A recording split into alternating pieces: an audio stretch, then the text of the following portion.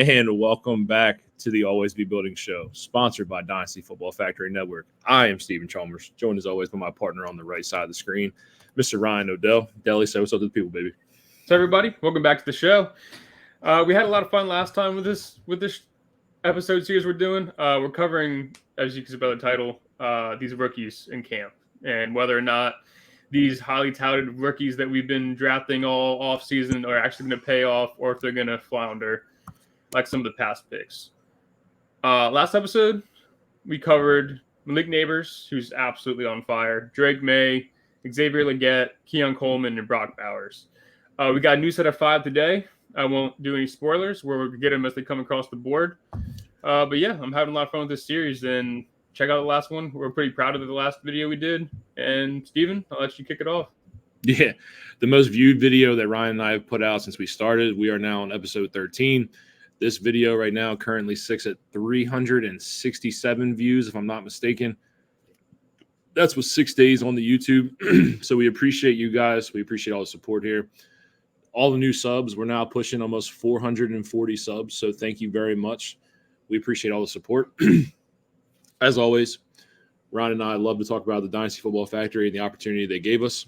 So for our membership coming in at $19.99 a month, you pay yearly, comes into about to $1.67. You pay monthly, it's about $4.99. So as I always say, we are fantasy football addicts as grown men. We sit here and we talk football, nothing but football. Content spanning from redraft, Devy, Dynasty, IDP, DFS, you name it, you have it. You have access to our articles. You have our YouTube videos. Anything you need, we're there. You get to join our Discord. A lot of fun, guys. So without further ado, we will be starting the second part of the rookie stock watch. First part did really good. And we're here for the second part. We got 5 players we want to talk about tonight. The first player being Mr. 101, Caleb Williams. Yeah. How we missed him on the first show? Not sure. But we figured we'd give some guys that maybe weren't expected. We didn't want to kick the show off with Caleb Williams. So here we are, who's been playing very well in training camp with all of his receivers. DJ Moore's kind of taking some time off here and there, but really connecting with his rookie, Odunze, and Keenan Allen. Putting in a lot of work out there. From what I've seen, especially inside the red zone, they are lighting it up. Steven, thoughts so far on Caleb Williams? I really like what I've seen from Caleb. I've seen some bad throws. There's one throw that specifically stands out to me. It was a crossing route with Cole Kmet where he threw behind Cole Kmet and the ball got picked off. Okay, it happens. But in the red zone, there was a day, especially it was the day DJ Moore signed his contract. They had 7 red zone opportunities and they scored 7 times in the red zone. Yeah. 5 times go to Odunze. What stands out, remember, this is his long-term Dynasty wide receiver 1 here. Big alpha type receiver. 5 times scored to Odunze, twice to Keenan Allen. Big standout performance when it comes to Caleb Williams, especially in the red zone. I'm a big fan of this kid, always have been. I know a lot of people are going to talk about him crying in the stands with his mother, him painting his nails. I know there's a lot of negative things that people, quote unquote, want to talk about with Caleb Williams. But there's no other way to put it. Caleb Williams is a stud. Yeah. I mean, say what you want about painted fingernails. We just watched Noah Lyles win goal of the U.S. with painted nails. I mean, it's just let the kid express themselves. This is something me and Steve have been saying. Like, yeah, maybe it's a little weird for football players. I get that. Like, I think it's understandable. But at the same time, you got to think these kids are coming into a whole different era. They're not like the quarterbacks of the past. I'm excited to see what Caleb Williams can do. Get him to see him preseason. He skipped out on the Hall of Fame game, which is kind of a little bit of a disappointment. I think we'd all like to see him go out there and perform like he has been in training camp on an actual field against defenses. But we didn't get to see it. We'll see it in preseason, I'm sure. But so far, so good for Caleb Williams. I see no reason to worry just yet. Yeah. And also remember that he hasn't played with a starting offensive line yet in camp. Jalen Wright's been hurt. There's a lot of injuries on the offensive line early. Not something you want to see. But just know that his first team front 5 are not 100% healthy. And that's another thing that you have to take into consideration when you watch how these plays break down. I will also say that with this defense, there's a lot of defensive pieces that people don't talk about. There's a very underrated aspect to this defense, and they're tough. This is a defense, especially with Jalen Johnson, Roman in the secondary. That's why I want to bring up Rome Odunze. So with Rome Odunze, I noticed that at points in his training camp videos that he was struggling with press coverage. Right. Well, guess what? You're going against the best DB in the league, Jalen Johnson. You're going to struggle. He allowed a 37.5 passer rating to quarterbacks last year. Yeah. Jalen Johnson is the next man up when it comes to the elite corners. Right. Odunze early had struggled against him in press. But from what I've seen after these videos, I've seen Rome Odunze score multiple times in the red zone and has showed off elite traits, whether it be his ability to separate. We talked about that as a big body guy. The ability to separate really stands out for him. We've talked about his body control. We talked about how strong he is at the catch point, his catch radius. There's a lot of great things for Rome Odunze's profile. You just have to be patient with this because this is, I think, is a longer term. What's the word I'm looking for? A longer term buy-in when it comes to the dynasty standpoint for the wide receivers. We often compare him to Jackson Smith and Jigba with this situation. Right. How often is he going to play? How many snaps is he going to get consistently in games? Long term, great buy. Right now, patience. Yeah, and like Steven said, I don't mean to start off the same way he did, but all I saw for Rome Odunze for the first little bit in camp is, he can't get separation. He's struggling against DBs. And then you look at who he's going up against, and it's Jalen Johnson. Like, I can't exaggerate that enough. That's nothing to worry about. He's one of the, if not, you don't think he's the top one, he's at least top 3 at the cornerback position. Say what you want. Sauce is better. Surtain's better. Whatever. He's still probably top 3, at least in my mind. Iron sharpens iron. It's going to help him down the line. And for what it's worth, he's scored so far. He scored, well, I guess it's getting ready to wrap up considering about to start preseason, but he scored the most touchdowns at the wide receiver position so far, and it's not even close. He has 10 touchdowns in training camp. I think the next closest is 5. So he's really clicking in that red zone, and if you watch some of these plays, he's going up to get these balls, getting 2 feet inbounds. I know a lot of these college guys struggle to get 2 feet down when they first come into the NFL, considering they're so used to 3, 4, sometimes even, well, not for Rome, but 3, sometimes 4 years of 1 foot down, and it's a catch. He doesn't seem to have that problem. Steve says it best. It's 100% a game of patience with Rome Odunze. I think from what I've seen, he's garnering that first round aspect that you drafted him at. He's not going to give you that first round value this season. I mean, he's behind 2 great veterans in Keenan Allen and DJ Moore. I think it's important his rookie season, to hamper your expectations and just let it ride out.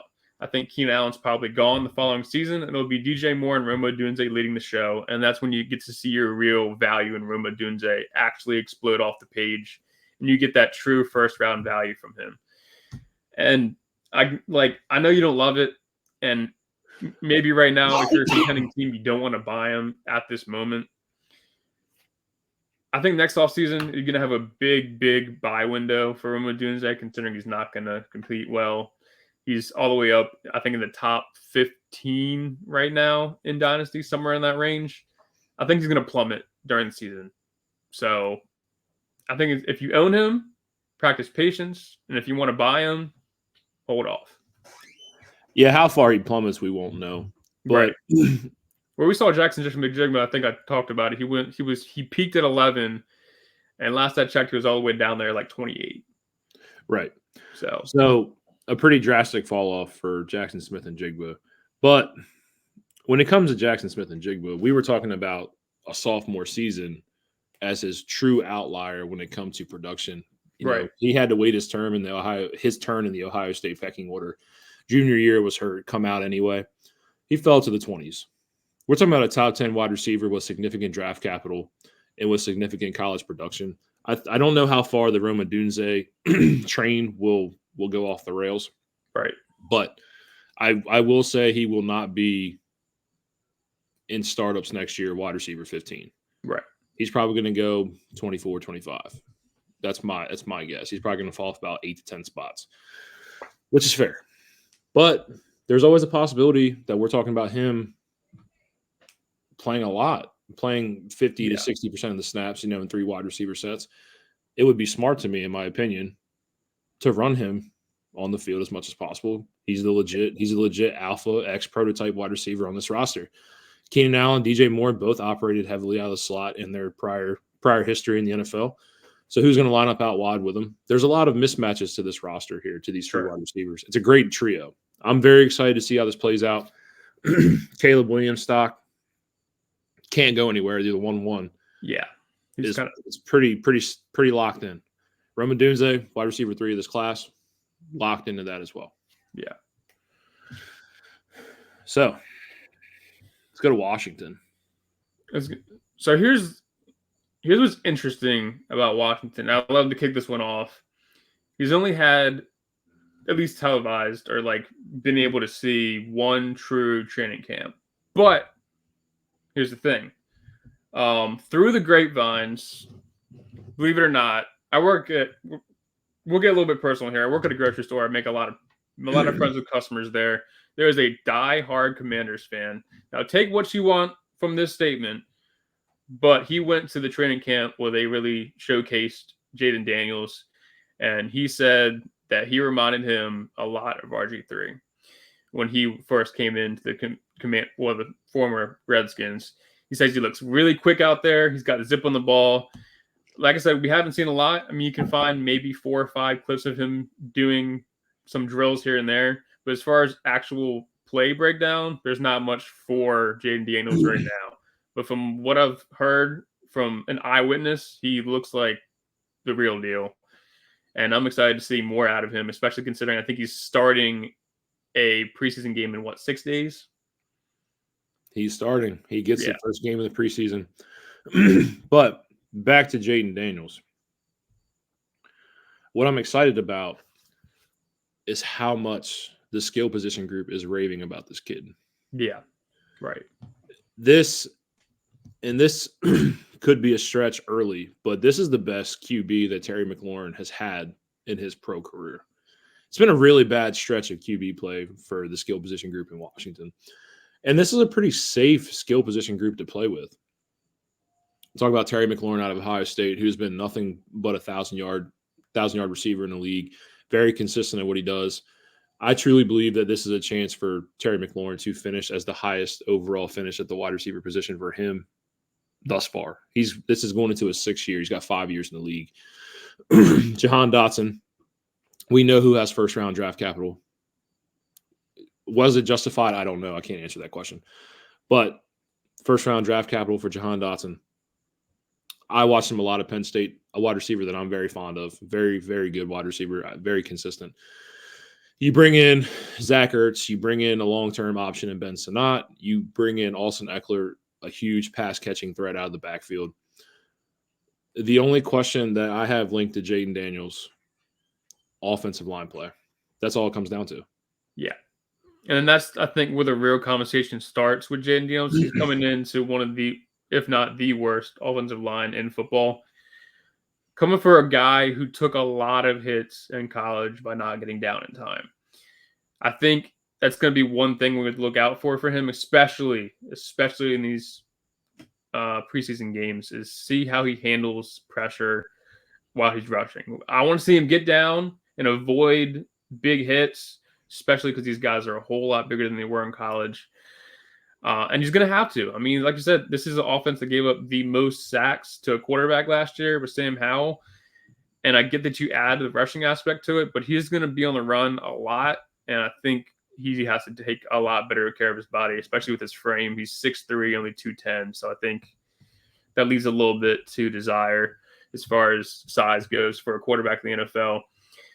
He's really got to take care of himself. Agreed. But for the positive side, Jayden Daniels, when we were scouting him last year, we really raved about his ability to throw on the run, his ability to notice the pocket, break down, to see it, step up, step out, whatever you had to do to make a play. Now, on top of that, his ability to throw on the run, masterful. Loved it. His tape at LSU really highlighted that. And whether it be the play calling where the RPO, where he could pull the ball back and pass and get outside that LSU really love to have him do. I really hope that Dan Quinn and them build a playbook around him that shows off these elite assets and the traits that he has. Yeah. Because if you do that, you have a league-winning quarterback here in fantasy football. I wasn't in on the Anthony Richardson train last year. I thought he was very raw as a passer. I've come to open up my mind and broaden my horizons and thoughts when it comes to these guys. Because I told you when I was scouting Jayden Daniels at Arizona State, I don't see it. But put a team around him and he thrived. We're talking about a Heisman Trophy here in 2023. So I really like what I saw on the LSU tape. I really do think that he has league-winning upside as a QB. He's going outside the top 12 QBs in startups. Caleb's price is already baked into it. He's QB7. That's insane. Yeah. By the way, you have to pay a steep price for Caleb. I'm almost saying this. In startups, I think I would rather wait and take Jayden. Yeah. Not because I believe Jayden is better, but because I believe the ADP baked into it makes more sense to grab Jayden Daniels. Right. And that's to say, just before you guys look at us, look crazy. I agree with Steve on the statement, but it's a big difference to say that in startups compared to actual rookie drafts. I think for sure Caleb's 1-1. But you talk about as far as growth goes and getting value at that ADP, I think Daniels has more of a chance to climb up than Caleb Williams does. I think if anything, kill me if you want, I think Caleb Williams has a chance to fall from QB7. Is it likely? Probably not. He's got a loaded roster around him, but I think of the two, Jayden Daniels has a better chance to rise than Caleb does. Yep. And I also want to put one more highlight on it that really, really shined for me in some of the videos I saw. Accuracy. Accuracy for Jayden Daniels was masterful. Yeah. Short, intermediate, deep. We always talked about it. I truly believe that he had a top 3 deep ball in the class. Yeah, that's what I was going to say. His deep ball is his real – that's his bread and butter. Yeah, it was a great – Him and Brian Thomas last year was crazy to watch. Yeah, it was a great deep ball. So that's what I want to put out there. I believe that Jayden Daniels, again, no real movement in the stock watch here. Same pricing, probably 1.3, 1.4, depending on how you have Neighbors and Jayden Daniels. Great foundational QB piece here. Nothing to worry about. Nothing concerns me here. Yeah, it's tough. It's really tough because, I mean, maybe we're early for this, but I don't think there's a whole lot of people. I mean, we talked about somebody last episode struggling, which is Keon Coleman, but not a whole lot of people out here struggling just yet. Next up, who you got, Steve? I'm going to let you take this one. This is your guy. This is Lad McConkey. Okay. So, yeah, Lad, who is someone that I'm excited about. I mean, say what you want in Georgia. He had limited work, but given they were in a run-heavy offense with Brock Bowers, the tight end of probably the decade, even better than Kyle Pitts in my mind. Say what you want, shoot me. I think Brock Bowers is probably the best tight end we've seen in a while. And he gets drafted into a phenomenal situation with Justin Herbert. Now, he's 6 foot 185. He's an undersized guy. There's no way. He's 185. Huh? There's no shot. He has to play at like 160. He's listed 185. That's just what I've said, which is significantly smaller than most receivers in this. Every other one we've covered is 200 plus. So I mean, he's still that's still pretty low. Yeah. But that being said, it seems like he's already locked into that slot role for the Chargers, where Palmer on one side and Quentin Johnston on the other. And say what you want, slot, yeah, the third option on this team, but Quentin Johnston's not, in my mind, a true NFL receiver. He cannot make a play on the ball without making a body catch. His hands alone are not great. We've seen drop after drop after drop in these training camp things. I don't think that's going to change in season. I don't think it's anything that's going to change maybe ever. I think his true competition sits in Josh Palmer. But let me not weigh on where he stands in this offense and just tell you right now that the kid is an absolute dog in routes. His feet are really, really well. We've already seen him run some routes. His slant work so far has been phenomenal. I get it, slants, so be it. But end of the day, that transfers to PPR points, to yardage. He could pick up 10, 15 yards per slant, depending on how the defense is playing him. I think he's set to receive a good amount of targets in this offense, considering all the exits with Keenan going out the door, Mike Williams going out the door, Austin Eckler out the door. I think I'm not going to say the sky's the limit because I think he's somewhat limited, considering I don't think he's the true future wide receiver one for this Chargers offense. But I think for sure he's going to carve out a pretty solid role and sit, call me crazy, 110, 120 targets this year. Just because they don't have a whole lot else going for them. And I know we're worried about this whole Harbaugh's in town and all that they brought in, but they don't have that true alpha running back yet. I think they will next year. I think that's something they'll address in the future. But right now, between Vidal, Gus, and Dobbins, I think they all offer question marks. Now, could Vidal take this role over? Sure, he could, and he could run with it. But that's nothing that we've seen on paper yet. With all that being said, I think we're going to see Herbert pass the ball more than people expect. And I think Ladd's probably going to be his go-to. They've already made that connection in camp, and we'll see how it plays out. Yeah. So camp has showed me two things. One, Quentin Johnston is horrendous. Yeah. No knock on the guy. Athletically, absolute beast. But if you can't bring the ball in, we have a serious problem. Yeah. He has hands of stone. And I say that as no disrespect to Quentin Johnston, but overall athletically, that can't make you a wide receiver one. It can if you have the hands to go with it. Those two skills don't match for him. Yeah. Two, the connection between Herbert and Ladd McConkey was early and often. Yeah. Now, these videos, you're not going to see that now because Herbert is out in a boot with a plantar fascia injury. And Ladd McConkey also was injured in training camp earlier this week. But with that being said, the connection that they showed from the beginning of training camp when the videos first started getting posted was, like I said, early and often. Ladd McConkey, we know at Georgia, offers two things: elite route running ability, elite separation ability. Yep. Those two things go hand in hand together. Over the middle of the field, like I said, these smaller wide receivers do not scare me anymore in today's game. Yeah. If we were talking about 10, 15 years ago, a wide receiver of his build and his stature, yes, that scares me.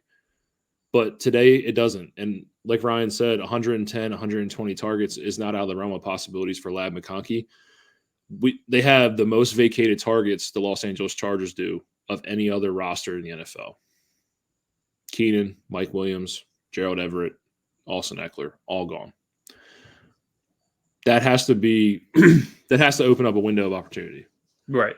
Like Ryan said, no true running back on this roster that scares me as a receiving threat. And nobody else. This is a wide open wide receiver room, and I believe Ladd McConkey can thrive. Ladd McConkey was going, 110, 111? Yeah, yeah. Depending on how you had it. He was in the same range as Keon Coleman, Trey Benson. Okay. Give me Ladd McConkey. Out of the three? Yeah. Kind of. I'm with you.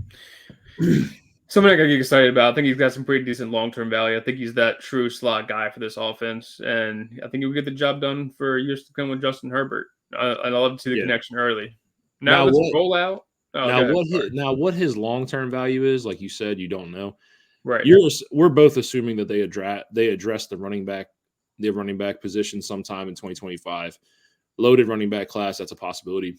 Wide receivers, could they address that as well? Yeah, sure. But if you're not drafting Tet McMillan or Luther Burden, I don't know if the Chargers will have that opportunity to do that. Right. Evan Stewart profiles as almost the same guy as Ladd McConkey, just add a couple inches of height and weight. That's really it. Emeka Egbuka, it's the same guy as Ladd McConkey. So I don't know. I don't know what their plan is in 2025, whether it be free agency wide receivers or what may have you, maybe a trade somewhere. But I think he's going to hold wide receiver one value on this roster for more than just 2024. Okay. I believe he has a longer term value than that. I do like his skill set. So for what that have you, I do also believe that Justin Herbert will pass the ball a lot more than what people think in this offense. Yeah. All right, let's roll out the red carpet for your boy. I know you've been waiting. You've been itching. all the words you can think of. Oh, yeah. Let's break into it. We're talking Javon Baker. Javon Baker, wide receiver, UCF, former wide receiver, Alabama. Absolute dog. So there's always wide receivers that tend to break that mold of where they were drafted. Yep. And right now, the 4th round, it looks like Javon Baker is that guy. Whether it be Jacoby Brissett, whether it be Drake May, Javon Baker is having one hell of a training camp, ladies and gentlemen. Yep. Javon Baker is showing you many of things. His ability to separate, his ability to beat you deep. Again, he averaged over 21 yards per catch, yards per reception in college football last year.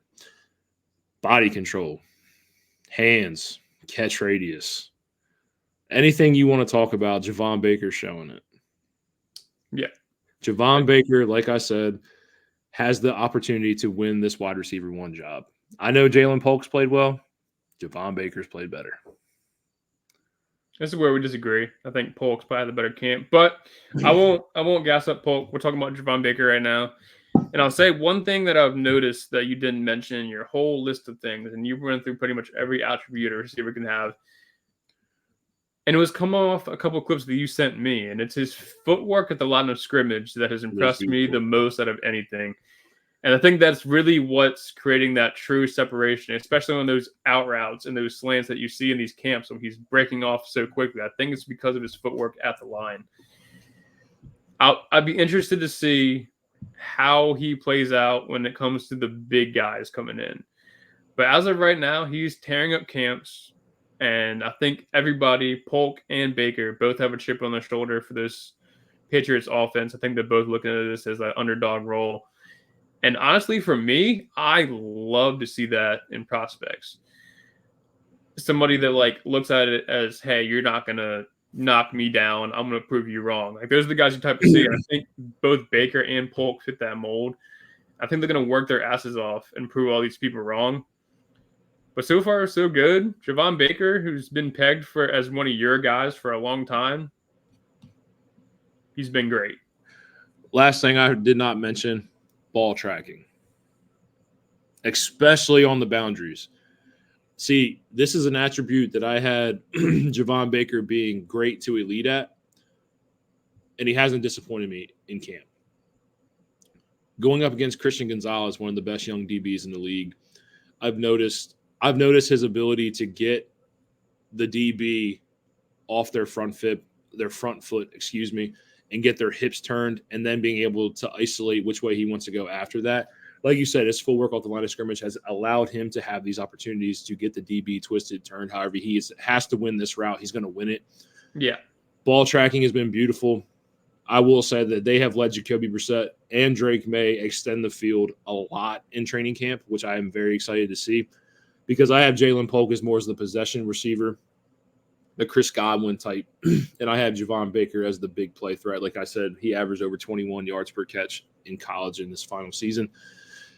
Very excited to see that. Very excited to see how strong he's playing and how confident he's playing in training camp. Again, he's never lacked confidence. This has never been something that he's ever lacked. Yeah. He knows he's good. He knows he was snubbed in the draft. I'm a big fan of this kid, and his stock has got to be up. Yeah, it's got to be, because considering he was going in third, fourth rounds of rookie drafts, I think he's already pushing up from that. And we're talking rookie stock watch. I think he's probably the guy so far that's risen the most out of everybody we've talked about so far. I really don't think it's that close, if I'm honest with you. You're right. You're right. I'll be honest, with him and Troy Franklin, these two were my guys. And I'm not going to preview Troy Franklin, but I will say where you were getting him in drafts as opposed to Javon Baker hasn't been much of a rise for Troy Franklin. But for Javon Baker in the 3rd round, I was snagging that all day. And now we're talking about a guy who could be, 2nd round worthy. Yep. I mean, worst case, you're looking at him being wide receiver 2 in this offense, which is still not a knock at all. I mean, we have wide receiver dudes producing all over the league. Even if Polk takes that one spot and becomes that guy for them, Polk on the outside, who, like you said, deviates as the big play guy who can stretch the field for the Patriots. And that's something that Drake May is capable of. We saw it last year at North Carolina. I think we're gonna see some strides from both of these guys out of New England. That being said, wrap things up. You got Yeah. any words on Javon? Yeah. So there's a lot of rookies here to cover. Yeah. And this is we're going to have another episode of this coming into the following week. This is my long work week, so we might go Sunday night. We haven't discussed that yet. But a lot of rookies to cover, a lot of stuff we want to cover before training camp, and we get into the previews of the divisions. With that being said, the next 5 players, we're not going to leak it. We're going to talk about it later on. Other than that, Ryan, is there anything you want to say before we get out of here? Yeah, as usual. Thanks for the people who showed up to watch tonight. As usual, we appreciate it so much. The fans are why we come on here tonight. I get when we always just say, hey, we do it for fun, but really we're out here trying to help you guys win your leagues. That's the bottom line. And that's for all of us here at DFF. Steven mentioned at the top of the show.